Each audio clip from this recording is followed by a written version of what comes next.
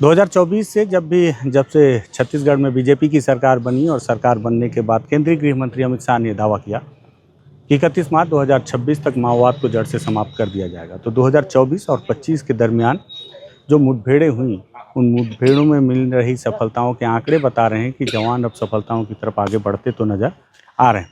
ये बात अलग है कि 31 मार्च 2026 को ही ये बात पक्का हो पाएगा कि वाकई माओवाद समाप्त हुआ या नहीं। जो भी हो, लेकिन लगातार नुकसान झेल रहे माओवादियों को एक बड़ा झटका लगा, जिसको लेकर मैंने कल आपको एक जानकारी दी थी। उसकी सबसे मुझे लगा कि मैं नारायणपुर आया हुआ हूँ, आज यहाँ एक प्रेस कॉन्फ्रेंस थी, तो क्या क्या मिला, कौन थे, तो ये देखिए दोनों जो शीर्ष माओवादी नेता हैं जिसमें वो नाम लगा हुआ है। डेड बॉडी ज़्यादा मत दिखाओ आकाश, क्योंकि कोई मतलब नहीं है, चेहरा वैसे भी हमको ब्लर करना पड़ता है। ये कट्टा रामचंद्र रेड्डी, राजू दादा उर्फ गुरसा उसेंडी उर्फ विजय उर्फ विकल्प, ये इनकी डेड बॉडी है। और ख़ास बात यह है कि ये विकल्प के तौर पर ही इनके द्वारा प्रेस नोट जारी किया जाता था। दूसरा है कोसा दादा का, उस तरफ जो डेड बॉडी रखी हुई, ये कोसा दादा की है। और कोसा दादा, ख़ास बात यह है कि मैंने कल भी इस बात का जिक्र किया था कि जो शुभ्रांशु चौधरी की किताब है लेट्स कॉल हिम वासु, या फिर उसका नाम वासु ने, उसमें उन्होंने काफ़ी गहन अध्ययन और रिसर्च के बाद उस किताब को लिखा। तो उसमें उन्होंने बताया था कि दंडकारण्य में जब माओवाद का प्रवेश हुआ था तो उसका लीडरशिप जो है इन्होंने किया था, कोसा ने। मतलब ये कहा जा सकता है कि दंडकारण्य में माओवाद को लेकर आने वाले जो शीर्ष नेता थे, अब जवानों ने उन्हें भी मार गिराया। और उस तरफ में विकल्प रहे, विकल्प जो है वो काफ़ी लंबे समय तक प्रवक्ता के तौर पर रहे। हालांकि 2 ही माओवादियों के शव मिले हैं। ये काफ़ी कई तरह के सवाल खड़े करता है इस पूरे मामले पर, क्योंकि आपको याद हो गरियाबंद में जब मैंने ग्राउंड रिपोर्ट किया था तो वहाँ पर मॉडम बालकृष्णन को जब मारा गया तो उसके साथ में कुल 10 माओवादी मारे गए थे। तो जब सेंट्रल कमेटी स्तर का माओवादी नेता रहेगा तो बहुत कम भी हो तो भी उसके साथ सुरक्षा के घेरे में वो हमेशा रहेगा। हालांकि बस्तराजी से जब ये सवाल पूछा गया तो उन्होंने कहा कि अब समय बदल रहा है, और बदलते समय के साथ ये बस्तराजी का दावा है कि अब अपने बड़े नेताओं को छोड़कर भागने लगे निचले स्तर के माओवादी। इसकी सच्चाई क्या है ये तो माओवादी बता पाएंगे। घटनास्थल से क्या मिला है वो दिखाता हूँ। कॉर्टेक्स वायर, ये सब दावा किया है जवानों ने कि घटनास्थल से मिला है। डेटोनेटर इलेक्ट्रॉनिक से ये आईडी बम ब्लास्ट करने के काम आता है। ये एक वायरलेस सेट है, और ये बीजीएल सेल है जो कि बैरल ग्रेनेड लॉन्चर जो देसी बनाए जाते हैं। बीजीएल लॉन्चर एक, ये AK-47 राइफल है, ऑटोमेटिक वेपन है, और देखा जाए तो काफ़ी पुरानी लग रही है। इसमें जिस तरह से जंग लगा हुआ है तो लग रहा है कि इसका रखरखाव तो बहुत ठीक तरीके से नहीं हो रहा था, ऐसा लग रहा था। क्योंकि ऑटोमेटिक वेपन पे ये ध्यान देने वाली चीज़ है कि अगर आप इसका रखरखाव ठीक से नहीं रखेंगे तो फिर ये जाम होने लगती है। ये इंसास राइफल है, मुझे लगता है दोनों ही माओवादियों का था। बुजुर्ग हैं दोनों माओवादी, तो उनके बहुत सारी दवाइयाँ हैं, पिट्ठू बैग है, और ये दैनिक उपयोगी सामान जिसमें ब्रश और ये सब कुछ सामान है। और ख़ास बात यह है कि कुछ जिंदा कारतूस हैं जो यहाँ पर मिले हैं, हालांकि बहुत कम है जिंदा कारतूस की संख्या। सबसे ख़ास बात यह है, ये जो उनके दस्तावेज मिले हैं, इस दस्तावेज में, हालांकि बहुत सारे दस्तावेज पुलिस यहाँ सिर्फ एक इसके तौर पे कि वहाँ से दस्तावेज मिले हैं इसलिए यहाँ पे रखा हुआ है।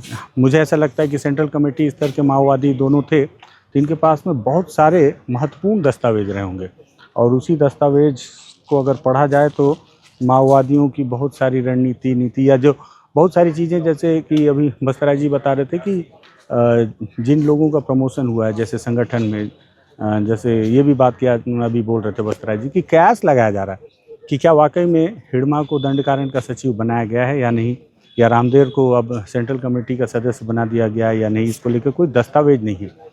तो इसमें बहुत सारे जो दस्तावेज रहते हैं माओवादियों के पास से, इससे बहुत सारी जानकारियाँ मिलती हैं। हालांकि इसे पैक करके रखा गया है जिससे कि, और ये इसमें अधिकतर गोंडी में लिखा हुआ मुझे दिख रहा है। ये सारे दस्तावेज यहाँ से मिले हैं, और थोड़ा SP सर से बात कर लेते हैं। सर, ये मैं थोड़ा सा समझना चाह रहा था कि कैसे पूरा मुठभेड़ हुई और कैसे सफलता मिली, 2 ही माओवादी कैसे मारे गए, सीनियर लीडर, उनके साथ में उनके गनमैन सब कहाँ थे, कैसे? अभी रिसेंटली जो हम ट्रेंड देख रहे हैं अंदर माड़ में भी, ये लोग बहुत छोटे छोटे ग्रुप्स में घूम रहे हैं और खासकर जब मई में बसव राजू वाले ऑपरेशन के बाद जब बड़ी क्षति इनको हुई, तब से जो भी हम टैक्टिकली फील्ड में देखते हैं बहुत छोटे यूनिट्स में घूम रहे हैं। अभी जितने भी मुठभेड़ हो रहे हैं बहुत कम कार्डर्स दिखने को भी नहीं मिल रहे अंदर, बट हमारा जो ऑपरेशनल टैक्टिक्स था इस बार वो हमें काम आया और इस मानसून के चैलेंज में हमने 2 अच्छे बड़े कार्डर को न्यूट्रलाइज किया। सर ये जो हथियार मैं अभी देख रहा था, वो हथियार को बहुत जंग लगी में क्या लग रहा है, ये लोग आजकल अपने जो वेपन है उसको बहुत रख रखाव भी नहीं कर पा रहे हैं क्या, या क्या पूरी कंटिन्यूस ऑपरेशन से थोड़ा प्रेशर तो है इनके पास भी, और जो इनकी सप्लाईज थी वो भी हम लोग बहुत हद तक चोक करके रखे हैं।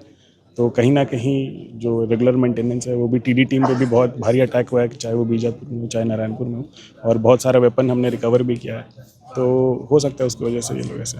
केंद्रीय गृह मंत्री अमित शाह ने कहा कि माओवादियों के रीढ़ की हड्डी टूट गई इन दोनों को मारने के बाद, कल ट्वीट किया उन्होंने। क्या आप इस बात से कितना सहमत हैं कि क्या वाकई में ये रीढ़ थे पूरे माओवादी? जो हमारा एनालिसिस है वो ये कि जो ब्रेन है it is more important than hands. अगर आपका जो ब्रेन फंक्शन कर रहा है, जिस दिशा में सोच रहा है, हाथ उस दिशा में काम कर रहा है। तो हमारा अटैक और हमारा टारगेट अभी ब्रेन्स है। टॉप लीडरशिप जो दिशा निर्देश नीचे देते हैं उसको रोकना है। माड़ के लोग बहुत सीधे साधे हैं, वो मुख्य धारा से जुड़ने के लिए तैयार हैं।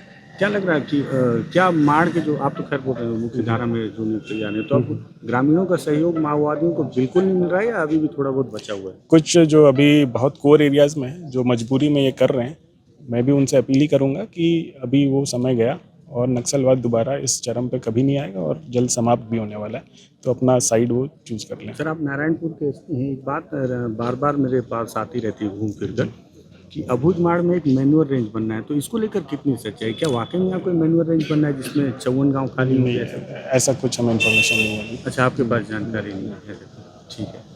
तो 31 मार्च तक हो जाएगा, सब गिनती में है। सब गिनती में, ठीक है। तो बिल्कुल यंग आईपीएस हैं नारायणपुर के, और इसके पहले भी यहाँ पे एक यंग आईपीएस थे प्रभात कुमार, उसके बाद इन्होंने अपनी कमान यहाँ की संभाली हुई है। उनके नेतृत्व में माओवादियों के शीर्ष नेता बसव राजू मारे गए थे, और रॉबिन्सन जी जो हैं इनके नेतृत्व में ये 2 शीर्ष माओवादी नेता हैं। जिस तरह से इन्होंने बताया कि विचार को मारना सबसे पहले ज़रूरी है, क्योंकि ये सभी लोग जो है इनके नेतृत्व में ही संगठन आगे बढ़ता है, इनके द्वारा ही आगे क्या करना है, आगे क्या सर्कुलेशन जारी करना है, क्या नई नीतियां बनाना है, उसका निर्धारण किया जाता है। फैसले लिए जाते हैं पार्टी को लेकर कि पार्टी का अगला कदम क्या होगा। तो यही वजह है कि बहुत सारी घटनाओं में इन्हें मास्टरमाइंड जो माना जाता है। तो ऐसा नहीं है कि ये, अब आप सोचेंगे कि इतने बुजुर्ग माओवादी हैं तो ये जाके लड़ते होंगे, लड़ते निचले ही कैडर हैं, लेकिन उस पूरी लड़ाई का जो प्लानिंग है, तो प्लानिंग इस तरह के बड़े माओवादी नेताओं के द्वारा गहन अध्ययन और रिसर्च के बाद